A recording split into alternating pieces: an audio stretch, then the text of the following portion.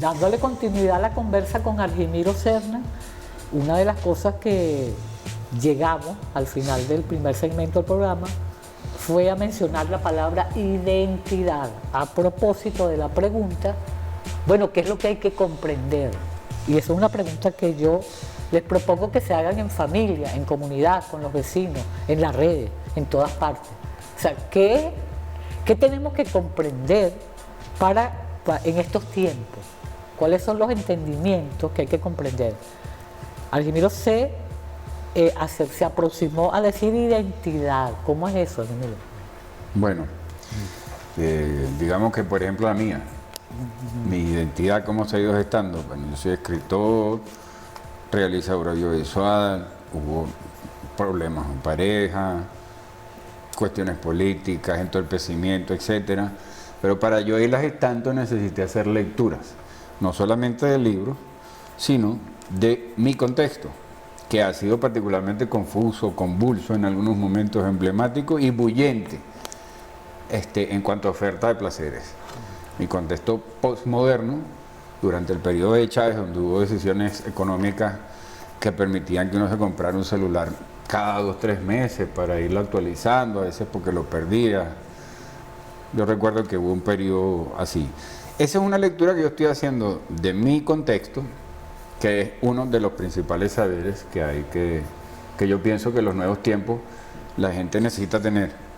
Estas nuevas generaciones necesitan tener, ¿no? O sea, son 3. Conocimiento del contexto, Ajá. Conocimiento de uno mismo a través del discurso, o sea, ir leyendo uno el discurso, no se trata de que vas a ser escritor o tienes que escribir perfecto, tienes leerse que ser uno mismo, para saber quién sí, aprender que en tu discurso se revelan cosas. Ahí tú ves tus omisiones, es una cosa muy íntima. Seguramente habrá gente que se va a querer poner a leer lo de los otros, pero eso no funciona mucho.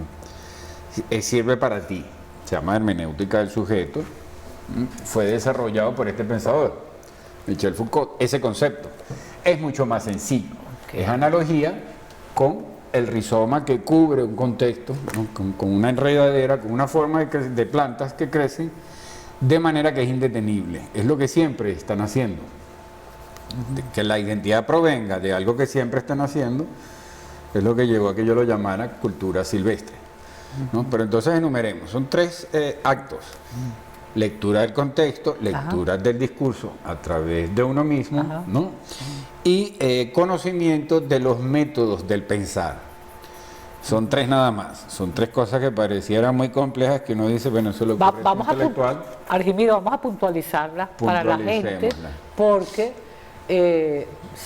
un programa puede ser visto como... Pero vamos a ponerle un poquito sí, esta partida, siempre lo decimos, esta partida tiene guarapo permanentemente, que una de las cosas, dicen que no hay mal que por bien no venga, una de las cosas buenas del COVID, suena raro no decirlo, es que se pusieron de moda los 1001 guarapos en Venezuela, los 1001 guarapos, porque tenemos esa cultura. Este guarapo es de y malogía. También tenemos las plantas, ¿no? Eso no, claro, en otros países costaría un poco más, más. Aquí son silvestres esas plantas. Claro.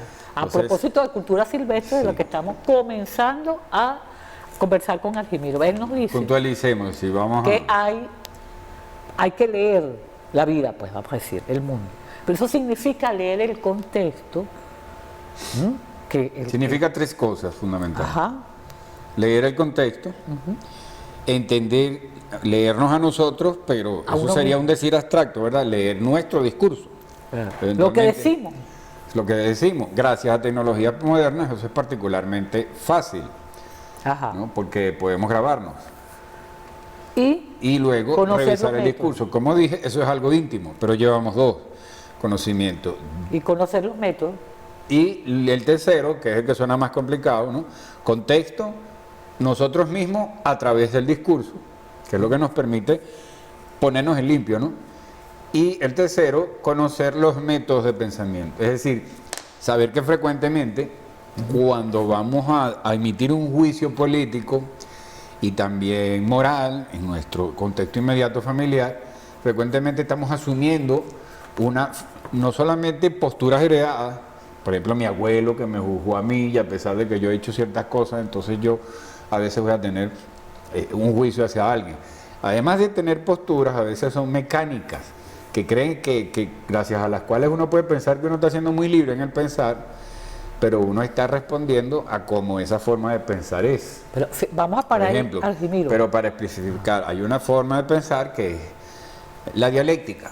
O sea, mucha gente dice que, o cree que es extraordinaria, que es una panacea. Bueno, tiene defectos, han sido estudiados por la lógica. Si uno sabe que uno está aplicando dialéctica en ciertos contextos, seguramente funciona. Pero en el aspecto moral y reconocimiento de un mundo complejo como este, donde hay problemas para gestar las identidades, es necesario a veces tener una forma de pensamiento que no sea exactamente dialéctica. O sea, que al tener una propuesta, para poder corroborarla, no vaya a buscar simplemente la contraria. Ok, pero esos son métodos de pensamiento, pero para yo terminar esta parte, ¿no? Entonces tenemos ese último que puede sonar muy complicado y los otros dos, que es conocimiento del contexto y conocimiento de uno mismo a través del discurso. Eso requiere algunos estudios puntuales, pero puede servir precisamente para resolver el problema de identificación que van a tener todos estos jóvenes en medio de tantas influencias, se supermultiplicaron. Ajá, pero yo quiero gracias a las redes. Conversemos una cosita. ¿Por qué tú acabas de afirmar algo que me parece clave? Porque inclusive es algo que mucha gente en las casas, abuelas, papás, mamá, lo perciben o lo sienten, pero no lo logran ver. Y la idea de este programa, que estamos aprendiendo a hacer, es colocar aportes para pensar, tanto la vida cotidiana, la más allá, la vida en todas sus dimensiones. Entonces tú dices que esta es una sociedad que tiene problemas, dijiste que hay problemas para gestar las identidades. ¿Por qué, Argimiro? ¿Qué es importante? Bueno, sí, fíjate que a eso iba precisamente, ¿no? La cantidad de influencia y de estímulo de esta a partir, pudiéramos decir, el 2020, pero eso viene incrementando a partir del 2000. Y antes de eso también estaba aumentando entre los 80 y los 90. La cantidad de estímulos que tiene la gente, digamos el sujeto o individuo, yo no tengo problemas con ninguna de las dos palabras y no creo que se opongan, porque si uno no piensa dialécticamente, individuo no se opone a la palabra sujeto. No tengo por qué elegir entre una de las dos. Seguramente hay contextos en los que cada actitud puede funcionar, ¿no? Haciendo esa aclaratoria, pues ahorita hay gran cantidad de estímulos, antes no los había. Años 70 para atrás, bueno, estaba fundamentalmente la influencia de los artistas contraculturales, que estaban en contra del sistema industrial, y la tendencia liberal o neoliberal, que ya deberíamos conocer, ¿no? Sobre esa seguramente sobran herramientas e insumos intelectuales para entenderla en toda la discusión política que ha habido en Venezuela últimamente. Lo cierto es que solo habían esas tendencias. Ahora abres internet, tienes círculos de lecturas de Nietzsche, de diferentes filósofos, tienes grupos que intentan aportar una identidad como ese de famoso otaku o anime, y ese es apenas ahí empieza la lista, ¿no? Diferentes tendencias críticas dentro de la izquierda, otras tendencias exclusivistas que podemos definir así para poder darle un tono más claro a cuando decimos derecha. Generalmente hablamos de gente que quiere que hayan cosas para ellos solos. Y el mundo se concibe de esa manera, se llama exclusivismo. Es el pensamiento de derecha. Y al contrario, quiere compartir. Pero probablemente todos tenemos ambas pulsiones, en lugar de estar viéndolas por separado, con un método de pensamiento nos va a permitir detectar donde nosotros y el contexto tiene las mejores opciones para nosotros construir una identidad. Pero entonces tú dices que los estímulos, que uno habla de las redes ahorita mucho, pero es mucho más también que las redes. Sí, la mecánica es muy simple. O sea, tú estás gestando una identidad porque a lo mejor vienes leyendo 2 o 3 párrafos, por poner un ejemplo gráfico. Esos 2 o 3 párrafos pueden ser 2 o 3 párrafos de la vida en la adolescencia, donde uno va pues como escribiendo párrafos y construyéndose un discurso. Pero cuando los estás gestando, por decir cómo es que se manifiesta el tiempo moderno, no solamente a través de las redes, sino que a lo mejor hablaste con una persona la semana anterior y muy emocionado por donde podía estar yendo el discurso ahí, y a los 15 días esa persona cambió su pensamiento o algo pasó. O sea, uno está leyendo un texto y aparece otro. ¿Ves? Así de sencillo, aparece otro, cuesta mucho evitarlo. No está viendo un meme y ya aparece otro que es el contrario. Ajá. Por decir algo, por hablar de los memes, que es algo que ya forma parte de nuestra cotidianidad en Facebook.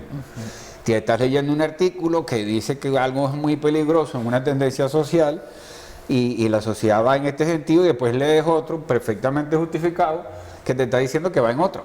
En otra tendencia. Eso es una locura para las nuevas nuevas generaciones pueden terminar sintiendo una aversión al acto de pensar, al acto de acopiar información y entonces van a darme la identidad más fácil y más simpática y más bonita y listo. ¿Ves? Y eso es un peligro porque si funcionara bien. Entonces tú dices, pero tanta información, digamos, estímulo, entonces pero eso no funciona. Causa como un rechazo, podría ser, por una parte. Podría llegar, sí. Yo veo claramente en nueva generación una estupefacción ante tanta información. Ok. ¿Y qué es lo que uno puede recomendar ante eso? Lo que estamos diciendo, hace falta un método para que reduzcas de manera no discriminativa, o sea, se reduce, pues como el albañil reduce el exceso de una pintura con una lija. Luego ese polvo hasta lo puedes usar, pero porque es necesario, ¿no? Entonces se hacen reducciones de la realidad con base en algunos principios de la fenomenología. Eso ya es parte del libro que escribí llamado Tecnología del Espíritu, que inevitablemente está publicado en Amazon. Ah, ok. No me acusen de que soy pro algo. Sí, fíjate, pro monopolista. Vamos a Jeffrey Bezos, vamos pero está publicado ahí. Eso ya es un poco, tiene más términos, disculpa, engorrositos, pero que tienen que ver con hacer salud mental. Vamos a hacer la pausa, que es inevitable, y dejamos esta pensadera. Ya venimos con eso mismo, ¿no? La identidad, la derecha, la izquierda, métodos, sobre todo esto, métodos para pensar, para el pensamiento. Ya venimos.